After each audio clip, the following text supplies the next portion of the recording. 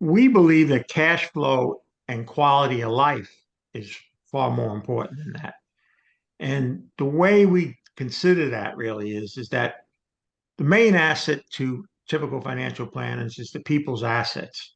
Ours is the ability to coach them how to build wealth, enjoy life, and leave a legacy.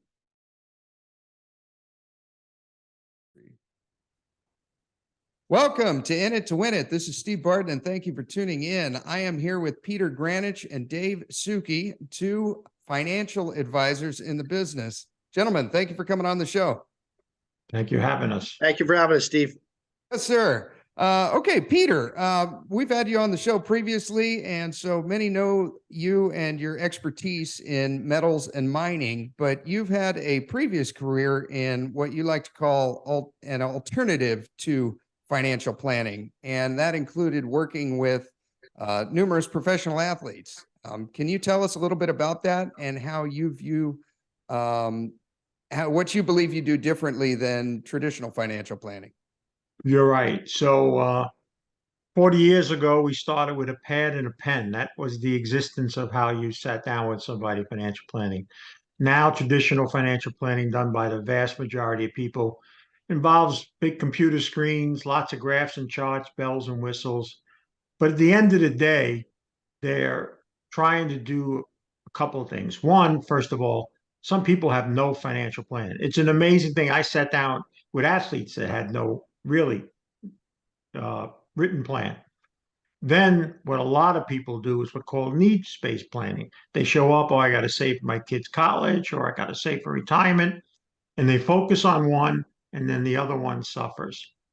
But in the end, traditional financial planning, which is like 98% of what mostly in the financial service business do, is chasing net worth, meaning that if they can increase net worth, whatever goal or goals you have, you'll be happy.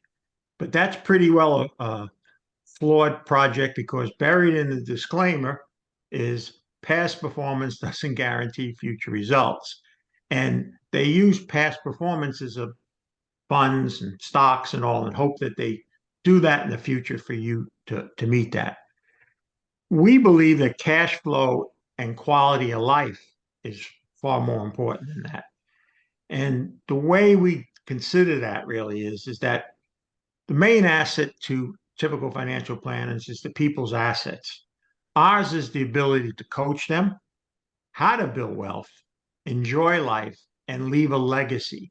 And by the time most people get around to the legacy part, they can't do it anymore for one reason or another. The problem today, Steve, is that most financial advisors are in the asset gathering game. They don't even really handle that asset anymore. Once you turn it over, they turn it over to a money management group. They share in the fee and they're on to the next person. They're not sitting there every day looking at your portfolio and figuring out what you should do and all. We often focus on what cash flow is happening. If you meet any business owner, anybody who's in real estate, the successful ones will tell you they handled their cash flow properly. They maximized it. So we tend to find where people are losing money. It's called a loss opportunity cost. And Dave's the micro guy. He can go into that. But basically, we take that loss opportunity cost, put it on the right side of the ledger, and we end up showing people how to basically to save more without living less. Because you could gamble on soybean futures, and if you do well, you're rich, but you can also end up poor. Ours is a more conservative and I think more efficient and effective way. And my partner, Dave, is the expert in that area. Yeah, I've been guilty of that in the past, is focusing on my net worth instead of focusing on cash flow. And you can have a lot of numbers or a lot of zeros behind your net worth, but if it's not bringing you money each month, what good is it really doing, you know? You hit it right on the head. See, that Right. people say to me, I used to say, do you like $1 million property with no building or anything on it, or would you like 500,000 in cash? And I can do more with the 500,000 cash than I can the $1 million property. But my partner, so people know, is I'm the macro guy, the thing you're used to hearing me talk about. What do you think the market's going to do and all? And Dave and I have been partnered for almost 25 years. He's been the trustee to my children. He's the executor to my will. And the only thing I find wrong with him, you need to know up right away, is he's a diehard New York Jet fan. So it's not a That, good time to that call him on a Sunday night. yeah, That's not a good wait, time. we're waiting on Aaron Rodgers news here, Pete. I Okay. keep my screen open for that. Yeah. Okay. I'll cross my fingers and toes for you. So, Thank you, Steve. Dave, if Peter is the macro part and you're the micro, you're looking under the microscope. What exactly do you do, and why should someone choose it over the typical what the typical financial planner does? Yeah, yeah. So Steve, doing this almost 25 years, you don't do this alone. So when Pete says I'm the micro guy, I had a team of people that help me, right? And we take a team approach. So our clients get introduced to a lot of experts in the financial arena, which is helpful because they get really good coaching around different topics. But he hit the nail on the head. What we learned years ago was how you view your wealth, right, will dictate how you make decisions around your wealth. So I always felt my clients that had the perspective of, I want cash flow, I want a better quality of life, I want more time back later on. That's what that quality of life or that cash flow allows me to do. How can I get there? How do I get there on a faster track versus just relying on a rate of return on a net worth that I may or may not control, right? So one of the things we teach is in the different phases you are in life financially, right? There's 3 R's I always say it comes down to, right? The first is, as we're growing our wealth, is our rate of return, or excuse me, our rate of savings. And we teach a process around consistent savings. So Peter mentioned something called lost opportunity cost, and dealing with athletes as we have, which is a small segment of our client base, but dealing with business owners and people getting ready to retire, what I recognized was they tend to deal with more than one professional financially. Right? And the question I would ask them in the beginning in our first meeting would always be, have you ever had all these people around the table and had one meeting together? And if you owned your own company and you were the owner of that company, I'm sure if you were having a meeting around the company's well-being, you'd bring all the people in you needed to, the CFO, the legal department, the heads of each department, to take a look at how efficiently the company was running. Yet in financial planning, that doesn't happen a lot because most of the people in the business view each other as competitors, or they have their lane that they stay in. And by the way, if they're really good in that lane, God bless them, they probably should just stay in that lane.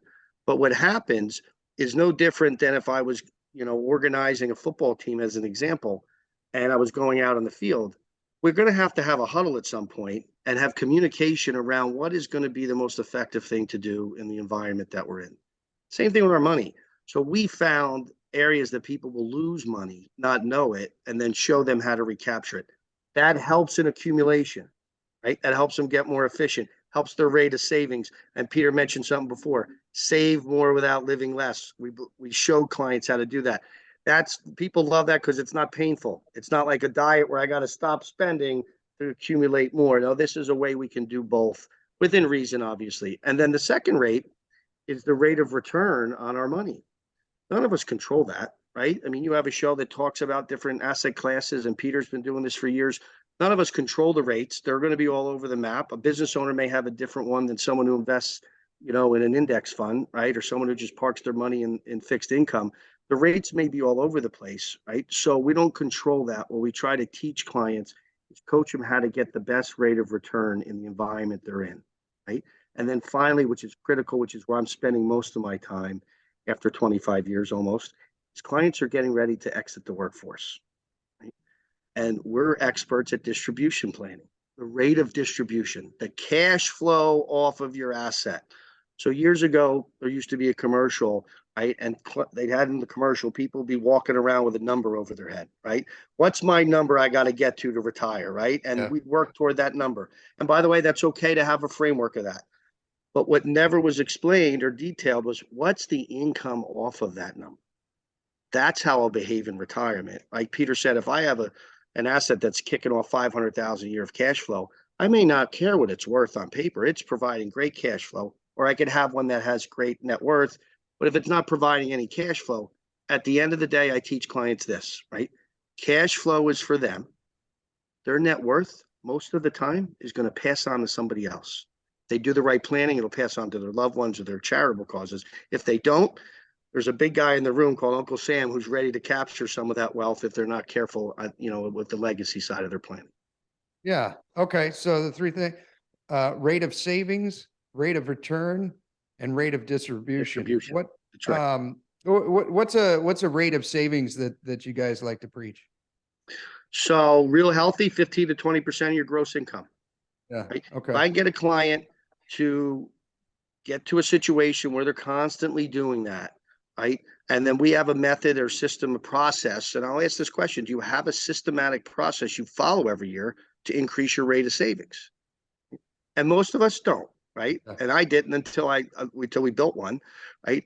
To let it happen organically and naturally as my income goes up, my propensity to consume inherently will follow it.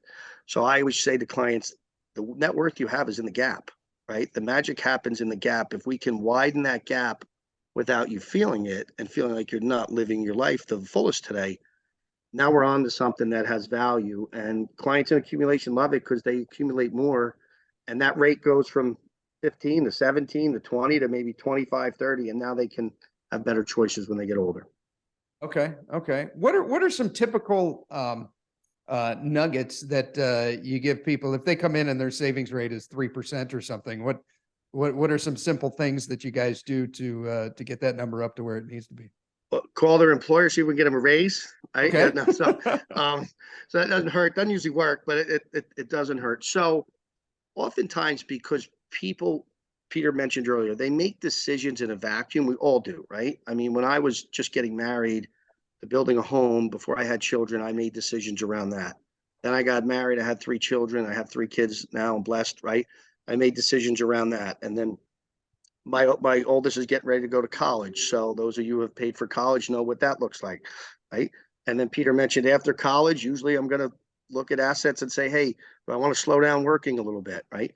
So based on the phase that they're in life, right, that percentage, we're going to teach them how to control out what I call outflows, right? Which is systematically gather data monthly through a cash flow organizational system we call Flow, right? That allows them to monitor their cash flow like a business owner would, right? Good businesses know where every dime goes, right? Yeah. So we teach them that. And it's not a budgeting exercise where it's in the past, it's a fluid exercise going forward. And then quarter to quarter, it's amazing how you can tweak. I call it the 1% difference.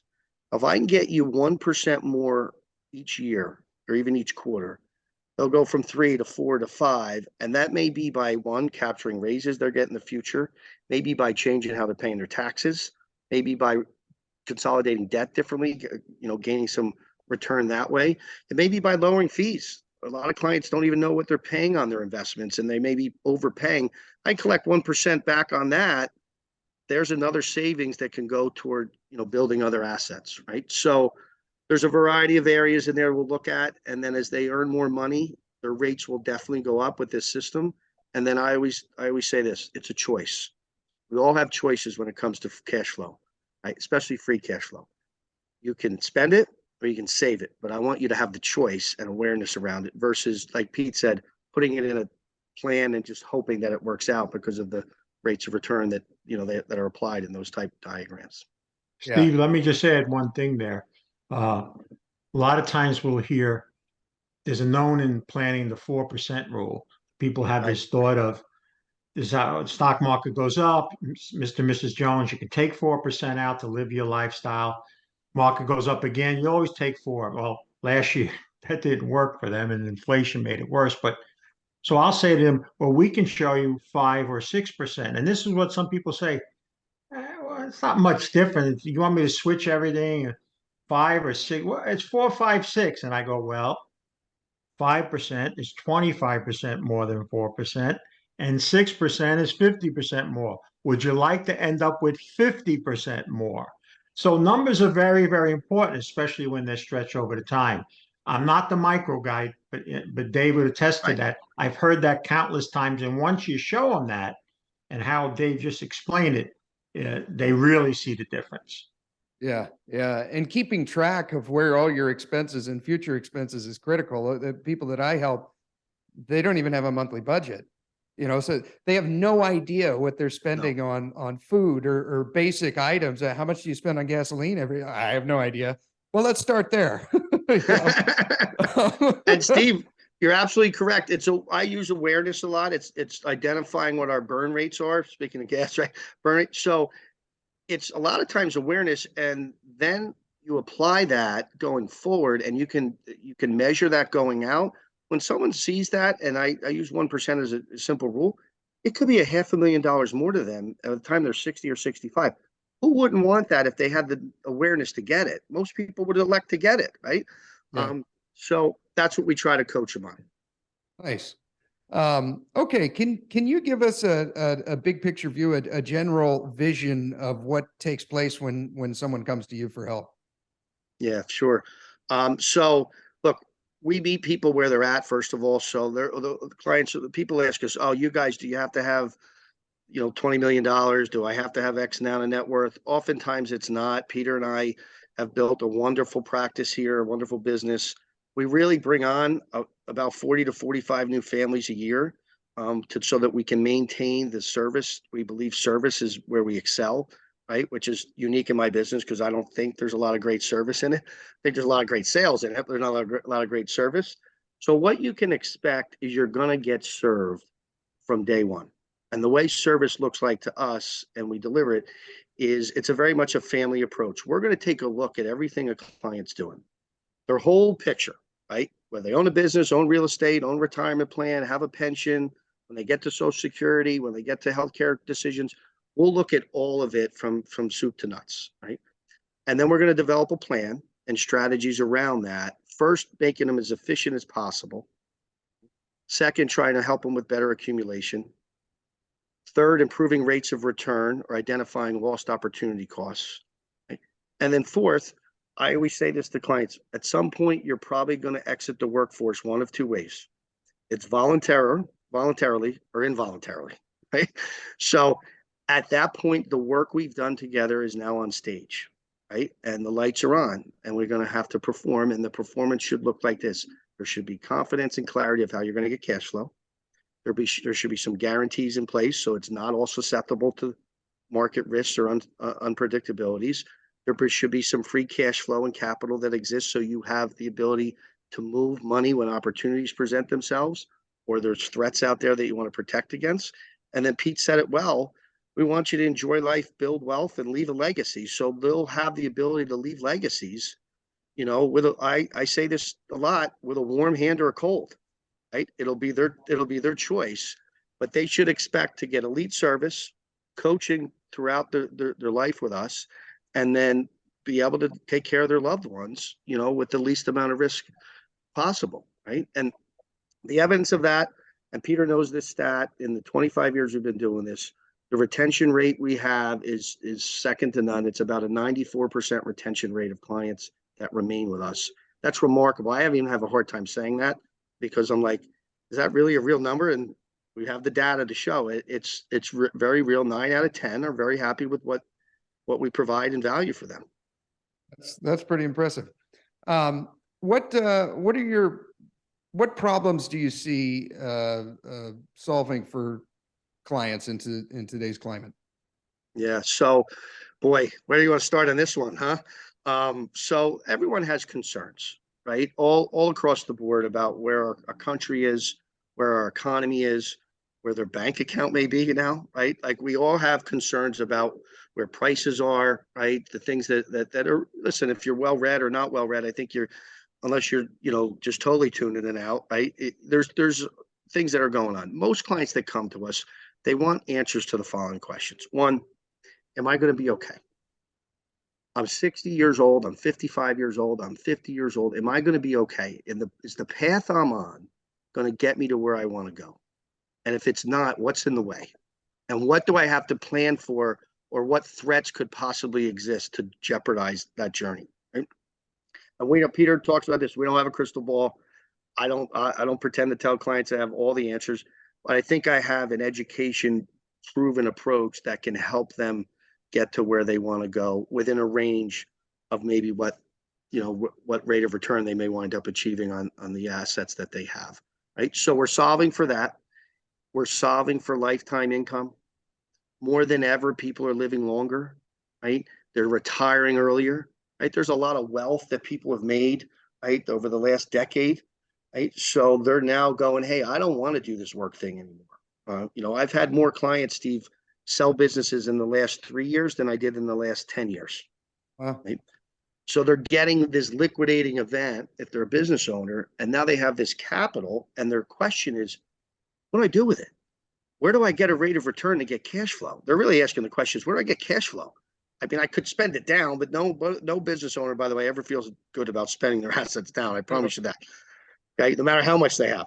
Right? So they're looking for an answer on cash flow. They're looking for an answer on protection today.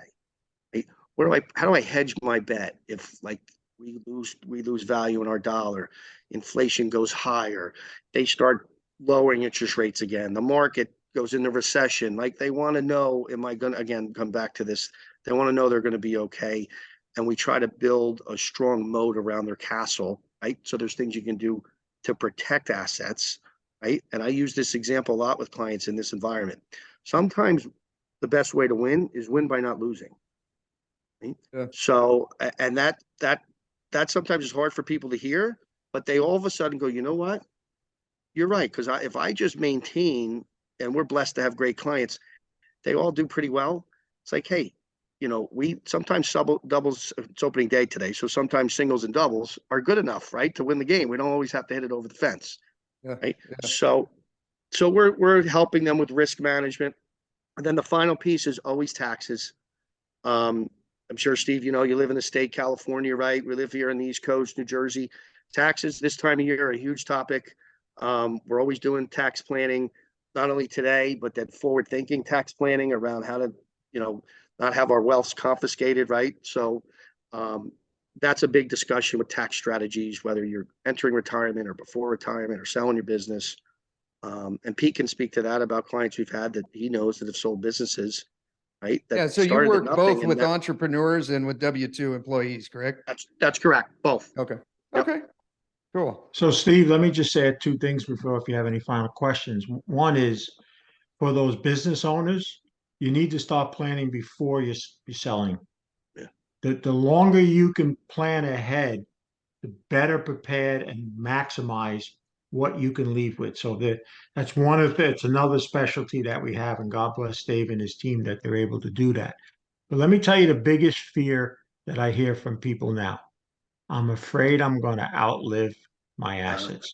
In fact, polls have shown it. They're more fearful of that than passing away. Wow. And that is a real detriment to the Wall Street way of retirement that we had a 40-year bull market in bonds and stocks. And people aren't yet prepared that they have enough, as we show, have guaranteed income that they can feel they can run out of money. I just think that's a knock to what we call traditional financial planning. So I think that's really important to understand and appreciate. Yeah, that's pretty impressive. People are more afraid of running out of money than they are of dying. Isn't that incredible? Yeah. Man, that is not a good place to be. Okay. Before we go, Peter, I'd like to ask you about what a couple of questions. What it was like dealing with professional athletes. That'd be a lot of fun.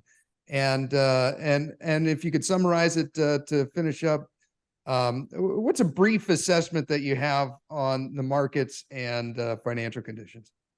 Okay, so what's left of my sports life is behind my back. But David and I started in 2000. We started a Christian-based sports financial advisory company. I started it with a former New York Giant Super Bowl running back winner, and I was a diehard Jet fan at the time, as Dave still is. And then I met the chaplain of the New York Giants and Yankees, and within 8 weeks, I was doing Bible study and chapel services with the New York Giants and Yankees, and I was a Jets and Mets fan. So I learned right away that God also is a comedian. But I got to know them and did well. We have stories. The amazing thing is we've lived fantasy sports unlike anything. There's 1,000 stories, but I think my favorite one to tell you is there's actually two, but one's too long. I'll tell you the shorter one. Everybody knows who Joe Namath is. It'd be hard not to know who Joe Namath was. But the blessing for me was, and to Dave as well, is I met my two biggest guys that I ever liked. I met them, they came best of friends. One is Joe Klecko, who just was announced as going into the Hall of Fame this year. So Dave and I go to this sports show and go with Joe. We're meeting everybody. And at that time, Dave got mad at me because I would meet people and didn't know who they were. He said, Pete, do you know who that was? No. You know, Yeah. but I quickly learned. Anyway, we're leaving and we're kind of moping to Joe Klecko. And he goes, what's wrong? Well, we didn't get anything signed by Joe Namath. All right, we'll go back inside. We go back into this room in the back where all these guys are signing stuff and all. We buy from some dealer a couple of helmets so we can get it signed. And we realized how big of an icon Joe Namath really was because waiting online and talking to us as just they were two other guys waiting to meet Joe Namath to get signed too was Reggie Jackson and Keith Hernandez, who we would have got online for to meet. Yep. And it was a real pleasant thing. But I've got to see the good side of athletes. But let me just tell you, just saw again in the news of athletes that got ripped off, got in a Ponzi scheme, and still to this day. Okay. And I used to tell my partner, Lee Usan, used to say, hey guys, the NFL stands for not for long. You know, you hear about the guy that makes 30 million, but there's 53 guys on the team, and about 30 of them are working for the minimum. Now, it's still better than driving a truck, but it isn't money that they can just retire on as soon as they stop. Something like 75 or 80% of players don't make the 4 years to collect a pension. They're in and out within a couple of years, and then their income goes like that. So the hard thing to teach them was, hey, you can't spend it like the guy that's making 40 million because you would meet the guy that's making 40 million. He bought a $5 million home. The young draftee that got 400,000, he's renting a home right next to him for 10,000 a month. He's driving a 120,000 Mercedes. The 400,000 guy is leasing it. He's wearing $10,000 worth of jewelry. He may be wearing costume jewelry because he's got no more money to get the jewelry. And you try to tell these guys, especially in football, because now more contracts are guaranteed. But when I started, they weren't guaranteed. No. So blow your knee and you're out. So working with the players from a money standpoint, many times they were the first ones in their family to make a lot of money. Yeah. I mean, a lot of money. And they would do all harebrained schemes. Second cousins would show up with certain ideas to do crazy things. And that's why you kept hearing stories that these guys were going broke and all. So we tried at the time, and the only reason it ended, Steve, was, as Dave knows, I was kind of outspoken about Colin Kaepernick bending for the flag, so I wrote about it.